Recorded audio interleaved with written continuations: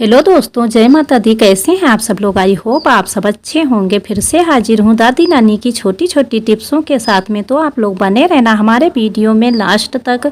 आज की टिप्सें बहुत ही यूजफुल होने वाली हैं, तो फ्रेंड आप लोग बने रहना हमारे वीडियो में। कैसे हैं आप सब लोग? आई होप आप सब अच्छे होंगे और अच्छे रहे, खुश रहे। यही कलकंचन ब्लॉग की तरफ से आप लोगों को दुआ है फ्रेंड। हंसते मुस्कुराते कलकंचन का सपोर्ट करते रहिए। और जो लोग हमारे चैनल पे नए होंगे सब्सक्राइब कर लेना, बेल आइकन ऑल कर देना, तो हमारी वीडियो आप लोगों तक जल्दी से जल्दी पहुंचेगी। तो फ्रेंड आप लोगों का ज़्यादा टाइम ना लेते हुए बढ़ते हैं आगे, शुरू करते हैं। तो दोस्तों बढ़ते हैं टिप्स की ओर। जैसे कि आप लोग जानते हो कि जो चने की दाल होती है ना, तो हम चाहे जैसे बनाएं, लेकिन ये जो दाल है हमारी जल्दी से पकने नहीं लगती है। तो इसके लिए हम क्या उपाय करें तो हमारी दाल जो है तो जल्दी से पकने लगे। तो यहाँ पे छोटी सी टिप्स हमें फॉलो करनी है, जिससे चने की दाल हमारी अच्छे से पक जाएगी। तो यहाँ पे करना क्या है वो भी आपसे बताते हैं, आप लोग बने रहना हमारे वीडियो में।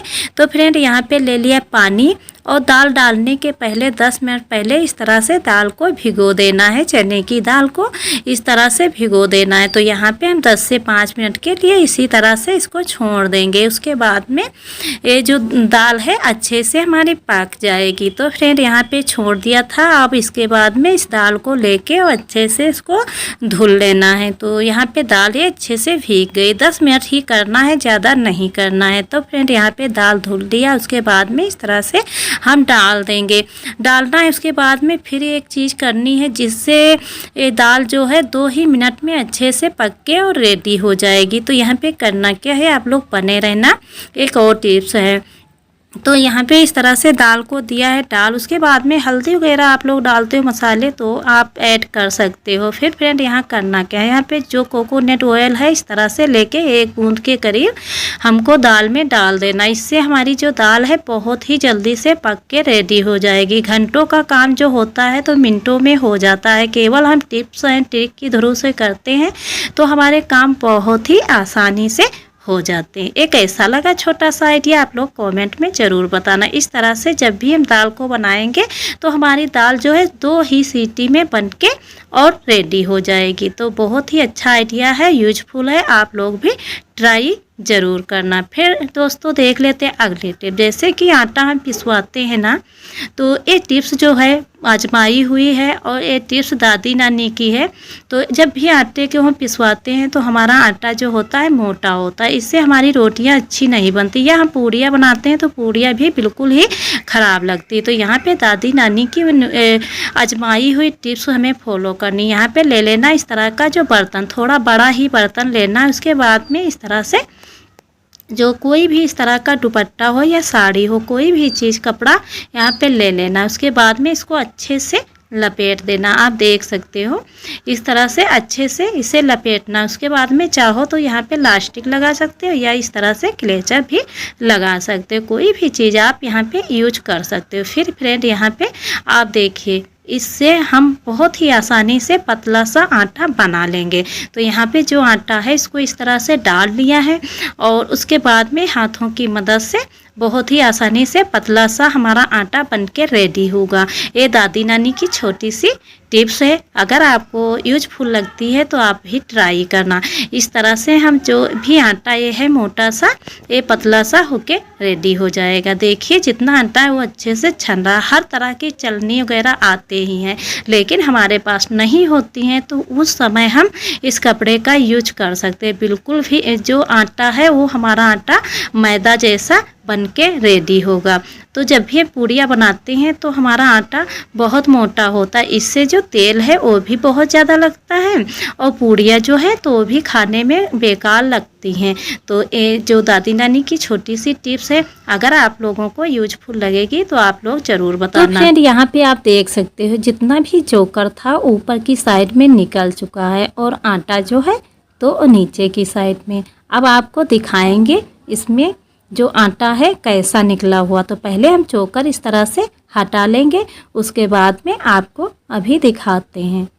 तो फ्रेंड यहाँ पे खोल के दिखा रहे हैं, देखो बिल्कुल आटा जो है तो मैदा जैसा बनके रेडी हुआ। अब इससे चाहे हम रोटियां बना लें या हम पूड़ियाँ बना लें। ये दादी नानी की छोटी सी टिप्स आप लोगों को कैसी लगी, यूजफुल लगेगी तो आप लोग ज़रूर ट्राई करना। और फ्रेंड आप लोग नए होंगे तो सब्सक्राइब ज़रूर कर लेना। तो देखिए कितना अच्छा सा आइडिया है, ये दादी नानी का आजमाया हुआ नुस्खा है, आप लोग ट्राई करना। फिर फ्रेंड देखते हैं अगले टिप्स। जैसे कि हम माचिस से बहुत ज़्यादा परेशान रहते हैं, जब भी माचिस को लेकर आते हैं तो नम हो जाती है। मौसम आप देखते ही हैं, तो इस तरह से हमें बार बार से माचिस को ख़रीदना पड़ता है। तो हम क्या उपाय करें जो हमें माचिस को बार बार से ख़रीदना ना पड़े। तो इस तरह का बॉक्स आपके पास होगा तो आप लोग भी ट्राई करना। तो यहाँ पे करना क्या है, यहाँ पे आपसे बताते हैं, ये छोटी सी टिप्स है, बहुत ही यूजफुल है। तो यहाँ पे ले लेना इस माचिस का जो रेपर है, आप देख सकते हो ये यहाँ पे लिया है माचिस। और हमें इसका यूज कैसे करना है तो आप लोग बने रहना। तो यहाँ पे जो माचिस का उपला हिस्सा है ना, आप देख सकते हो इस तरह का जो ऊपर का हिस्सा जिससे हम जलाते हैं ना माचिस को, आप देख सकते हो इसको अच्छे से कट कर लेना है। आप देख सकते हो बहुत ही यूजफुल टिप्स है और आप लोगों को पसंद भी आएगी। तो यहाँ पे इस तरह से दोनों हिस्से हम निकाल लिया है। अब यहाँ पे करना क्या है वो भी आपसे शेयर करते हैं, आप लोग बने रहना और बीच में इस वीडियो को स्किप मत करना। फ्रेंड यहाँ पे इस तरह से जो दोनों चीज़ें हैं निकाल ली है। अब यहाँ पे ले लिया डबल साइड टेप। अब इसमें इस तरह से हम चिपका देंगे। बरसात के मौसम में अक्सर करके माचिस जो है बहुत सारी लगती ही है, हम लोग खरीदते खरीदते परेशान हो जाते हैं। तो यहाँ पे इस तरह का आपके पास कोई बॉक्स हो आप भी ट्राई कर सकते हो, हमारी माचिस जो है सालों साल चलती रहेगी। अब दोनों जो रेपर हैं इस तरह से ले लिया है। अब इसमें मसाले वाला जो रेपर है उसको ले लिया, इस तरह से लगा दिया है। अब आपको जला के भी दिखाएंगे। आप लोग सोच रहे होंगे इससे हम जलाएंगे कैसे, तो भी आपसे बताते हैं कैसे हम इसको जला सकते हैं। तो फ्रेंड अभी देखना, बहुत ही आसानी से इसको हम जला सकते हैं। देखिए अब ये जो माचिस है, तीलियाँ हैं इस बॉक्स में रखी रहेंगी और ये जो माचिस हमारी है बिल्कुल भी नम नहीं होगी। जब हमें यूज करना हो तो इस तरह से खोल के और हम यूज कर लें और उसके बाद में इस बॉक्स को अच्छे से बंद करके हम रख दें। तो ये छोटी सी टिप्स आप लोगों को कैसी लगी आप लोग कमेंट में बताना। इससे हमारे पैसों की भी बचत है और हमारे काम भी आसान हो जाएंगे। कैसा लगा आइडिया? फिर फ्रेंड देखते हैं अगली टिप। जैसे कि हमें कहीं आना जाना होता है तो इस तरह से हमें टूथब्रश को लेकर जाना होता है, लेकिन होता क्या है इसमें हम ऐसे रखते हैं तो एक दूसरे में लग जाता है, तो हमें अच्छा नहीं लगता है। तो यहाँ पे करना क्या है, यहाँ पे जो हमारे घर में बहुत सारी पॉलीथीन आती ही हैं, तो यहाँ पे इस तरह से पॉलीथीन को लेना है और हम ऐसे इस तरह से रखेंगे तब भी बन जाएगा और इस तरह से हम ना रखें तभी भी बन जाएगा। हम दो आइडिया आप लोगों के साथ में शेयर कर रहे हैं, तो आप लोगों को पसंद होगा तो आप भी ट्राई करना। इस तरह से रख के कहीं भी अपने बैग वगैरह में आप रख सकते हो। फिर फ्रेंड यहाँ पे दूसरा वाला दिखाते हैं। जब एक टूथब्रश को हम इस पॉलीथीन के अंदर इस तरह से रख देंगे और दूसरे को हम बाहर की साइड में रख देंगे। ये छोटे छोटे आइडिया जो हैं बहुत ही अच्छे हैं, अगर आपको पसंद आते हैं तो आप लोग भी ट्राई करना। इस तरह से हम टूथब्रश को अपने बैग में कहीं भी डाल के और लेकर जा सकते हैं, एक दूसरे में जॉइंट बिल्कुल भी नहीं होंगे।